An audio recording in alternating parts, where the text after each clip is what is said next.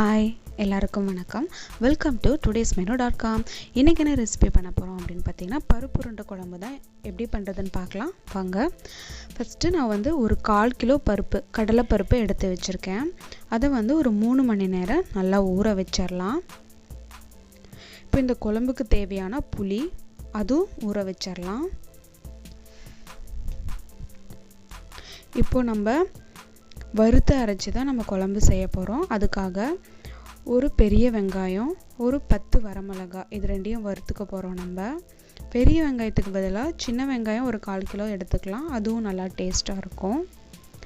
இப்போ இந்த வெங்காயமும் வரமிளகாவும் நல்லா வதங்கட்டும்.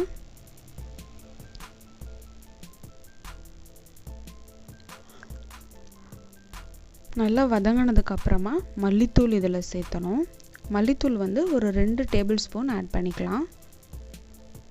இப்போ இது எல்லாமே நல்லா மிக்ஸ் பண்ணிவிட்டு நல்லா வறுத்து எடுத்துட்டோம்.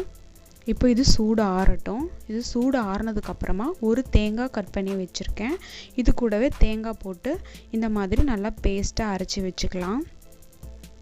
இப்போ நம்மளோட கடலைப்பருப்பு 3 மணி நேரம் கழித்து நல்லா ஊறிடுச்சு. இது கூட பட்டை, கிராம்பு, ஒரு டேபிள் ஸ்பூன் சோம்பு, ஒரு 10 to 15 பல்லு பூண்டு, ஒரு துண்டு இஞ்சி, இந்த உருண்டைக்கு தேவையான அளவு உப்பு, இதெல்லாம் நம்ம வடை அரைக்கிற மாதிரி இதை நல்லா அரைச்சிக்கணும். அரைக்கும் போது தண்ணி கொஞ்சம் பார்த்து கம்மியாக ஊற்றணும்.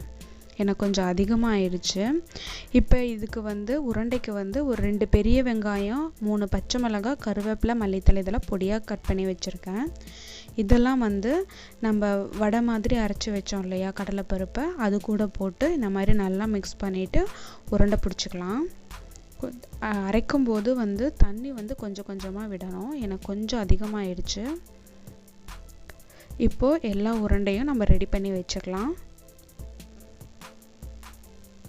இப்போ இதை ஒரு இட்லி பாத்திரத்தில் வேக வச்சுக்கலாம். வேக வைக்கிறதுக்கு ஒரு 20 நிமிஷம் ஆகும். இப்போ 20 நிமிஷம் கழித்து பார்க்கலாம். நம்மளோட உருண்டை எல்லாமே நல்லா வெந்துருச்சு. இது நல்லா சூடு ஆறட்டும். தட்டில் எடுத்து வச்சிடலாம். இப்போ நம்ம குழம்பு ரெடி பண்ணிடலாம். இப்போ தேவையான அளவு எண்ணெய் விட்டுட்டு கடுகு, வெந்தயம், பெருங்காயத்தூள் இதெல்லாம் ஆட் பண்ணிவிட்டு ஒரு பெரிய வெங்காயம், 10 பல் பூண்டு, ஒரு கொத்து கருவேப்பிலை, ஒரு 1/4 ஸ்பூன் மஞ்சத்தூள் இதெல்லாம் போட்டு நல்லா மிக்ஸ் பண்ணிக்கலாம்.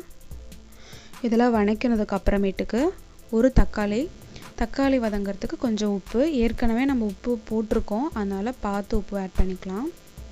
இப்போது இந்த தேங்காய், வரமிளகாய், மல்லித்தூள், வெங்காயம் இதெல்லாம் ஒரு பேஸ்ட் ரெடி பண்ணி வச்சோம் இல்லையா, அந்த பேஸ்ட்டை இதில் ஊற்றிக்கலாம். இது நல்லா ஒரு கொதி வரணும். கொதி வந்ததுக்கப்புறமா இந்த புளிக்கரைசலை விட்டுடலாம். புளியோட பச்சை வாசலாம் நல்லா போனதுக்கு அப்புறமேட்டுக்கு லாஸ்ட்டாக மல்லித்தலை போட்டுக்கலாம். இப்போ குழம்பு நல்லா ரெடி ஆனதுக்கு அப்புறமேட்டுக்கு நம்மளோட உருண்டையெல்லாம் சூடு ஆறுனதுக்கப்புறமா ஒவ்வொரு உருண்டையாக இதில் ஆட் பண்ணிக்கலாம். ஒரு உருண்டையை அப்படியே நசுக்கி விட்டு அப்படியே குழம்புல சுற்றியும் போட்டு விட்டால் இன்னும் குழம்பு நல்லா கெட்டியாகும். குழம்பு ரெடி ஆனதும் ஒரு 1 hour ஆகுது நல்லா ஊறணும். 1 hour கழித்து நம்ம சாப்பிடும்போது அந்த உருண்டையில் குழம்பெல்லாம் நல்லா இறங்கி உருண்டை சாப்பிட்றதுக்கு நல்லா டேஸ்ட்டாக இருக்கும். கண்டிப்பாக நீங்களும் ட்ரை பண்ணி பாருங்கள். பருப்பு உருண்டை குழம்பு ரெடி ஆயிடுச்சு.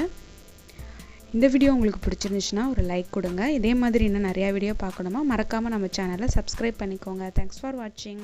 பாய்.